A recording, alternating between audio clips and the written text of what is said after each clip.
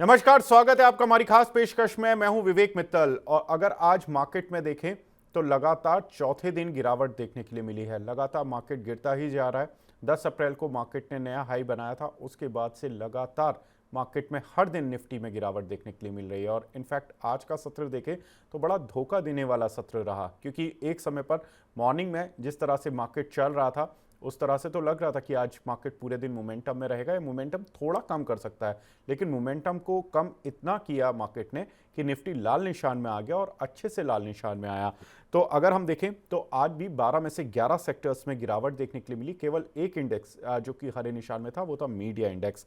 लेकिन क्या ये गिरावट थमेगी या यहाँ से रिकवरी आएगी या और अभी गिरावट देखने को मिलेगी, इस मुद्दे पर बात करेंगे। साथ ही दो कंपनीज के नतीजे भी आ चुके हैं, इन्फोसिस और बजाज ऑटो, उनके नतीजों पर भी बात करेंगे।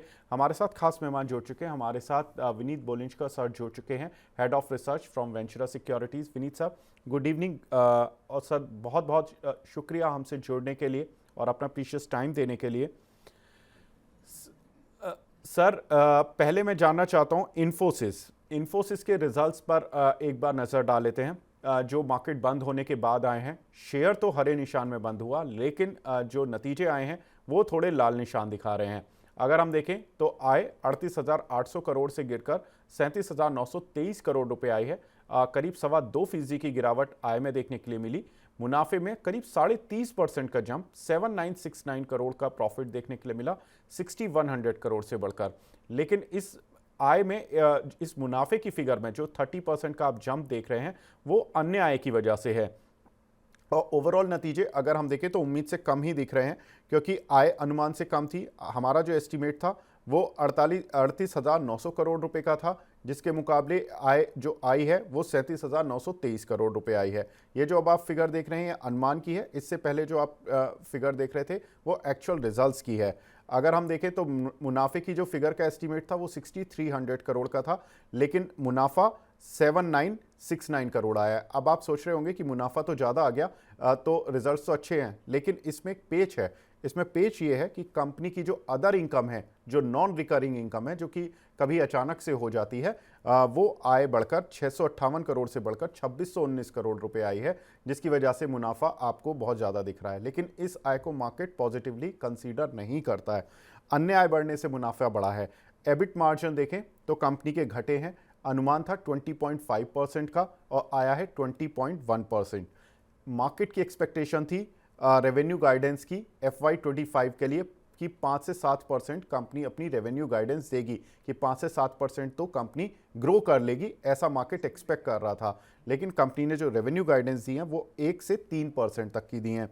विनीत सर, इसके अलावा और इस पूरे रिजल्ट्स को देखकर क्या लगता है इन्फोसिस कल कैसे खुलना चाहिए और कैसे अब इस पर स्ट्रैटेजी बनानी चाहिए? देखिए, पिछले कई क्वार्टर्स में इंफोसिस ने काफी वॉलेटाइल परफॉर्मेंस दी है, जिसकी वजह से ट्रेंड डिस्कवर करना थोड़ा मुश्किल हो रहा है। लेकिन आज जो रिजल्ट आई है वो एक क्लियर कट दर्शाता है कि इंफोसिस के रिजल्ट्स अभी अच्छे नहीं आ रहे हैं। एंड ये जो आप देख रहे हैं कि रेवेन्यू 2.5% डाउन था, जबकि गाइडेंस उनकी 5 to 7% थी और उनकी ग्रोथ केवल 1 to 3% आया। आपकी एबिट मार्जिन भी कोलैप्स हुई है और आपके प्रॉफिट के फिगर्स भी क्वार्टर ऑन क्वार्टर घट गए। तो ये अच्छा अनुमान नहीं देता फॉर टुमारो। और हमें लगता है कि आपकी मार्केट काफी एग्रेसिवली टूटेगी इंफोसिस की। काफी डाउन भी खुल सकता है स्टॉक, और इसमें आगे जाके बढ़कर सेलिंग भी आई जाए। तो कल की जो फर्स्ट टिक रहेगी मॉर्निंग में वो नीचे रहकर उससे भी नीचे के नंबर्स आएंगे। जी सर, तो किन लेवल्स पर आप देख रहे हैं कि मार्केट सोच रहा था कि 5 से 7% की ग्रोथ आएगी कंपनी में, और रेवेन्यू गाइडेंस कंपनी ने दिया 1 से 3% तक का। तो यानी कि ये साल तो सुस्त रहा ही, आप अगले साल को भी सुस्त मान रहे हैं। तो इस पूरे डेटा को देखकर कितना परसेंट ये नीचे जाना चाहिए? मतलब मैं कल जब हम सुबह स्क्रीन खोल रहे होंगे उस समय इन्फोसिस कहाँ देखते हैं आप, कितना परसेंट डाउन होना चाहिए? और अगर डाउन होता है मान लीजिए 5%, 10%, जो भी रेंज होती है, किस रेंज पर आप आकर कंफर्टेबल हो जाएंगी कि चलो अब ये अच्छा स्टॉक है, आईटी का दिग्गज है, तो इसको एक रेस्पेक्ट देना शुरू कर देना चाहिए और यहाँ से कुछ बाय करना चाहिए? कैसा स्ट्रैटेजी बनाए सर कल के लिए? तो मुझे लगता है कि आप कितना डाउन खुलेगा ये बताना थोड़ा मुश्किल होता है, लेकिन मेरा अनुमान है 3 to 5% अगर होएगा तो I will not be surprised. Okay. दूसरी चीज क्या है कि अगर आपको उसकी ओपनिंग प्राइस जो है लगभग 1-2% अगर नीचे आती है तो शॉर्ट सेलर्स इसमें थोड़ा सा वेंचर कर सकते हैं, क्योंकि हमें लगता है कि काफी नीचे आएगा। दूसरी चीज क्या है कि मुझे लगता है कि आगे जाके ये सेक्टर में काफी डी रेटिंग हो जाएगी अमंग एनालिस्ट, और उसकी वजह से हम एक्सपेक्ट करते हैं कि इंस्टीट्यूशनल और एफआई और डीआई सेलिंग काफी अग्रेसिव होने वाली है आने वाले वक्त में।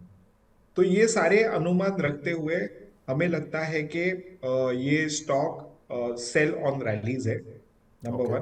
दूसरी चीज अगर आप देखोगे जो टीसीएस और इन्फोसिस में जो कॉमन ट्रेंड रहा है कि यूएस मार्केट जो इनकी सबसे लार्ज मार्केट है उसमें हमने तकरीबन माइनर स्लोडाउन देखा है।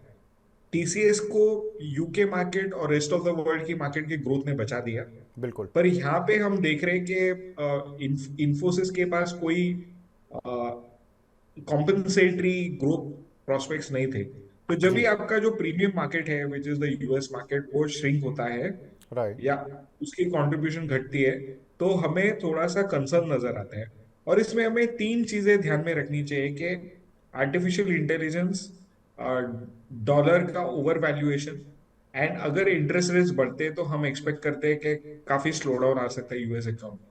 तो ये तीन कारणों की वजह से हमें लगता है कि IT sector and specially software solution companies के ऊपर अंडरवेट रहना चाहिए। इनमें आपको प्रॉफिट बुक करना चाहिए, और और हमें ये नहीं मानना चाहिए कि हमें लॉस हो गया अगर ये थोड़े स्टॉक आगे चल जाते हैं, क्योंकि राइट। इंडिया में इतने सारे सेक्टर्स हैं जो इनसे बेहतर परफॉर्म कर रहे हैं कि आप अपॉर्चुनिटी लॉस हो रहा है आप आपका पैसा आईटी सेक्टर में इन्वेस्ट करके। बिल्कुल। तो इन्फोसिस कल अगर जब खुलेगा तो कम से कम 3 से 5% की गिरावट तो विनीत सर एक्सपेक्ट कर रहे हैं।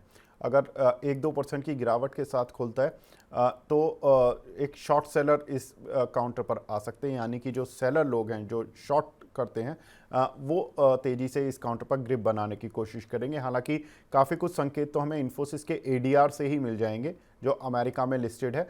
तो वो जब खुलेगा और उस पर जब ट्रेड होगा तो उससे अमूमन आइडिया लग जाता है कि काउंटर अगले दिन इंडिया में कितने परसेंट नीचे खुलने वाला है।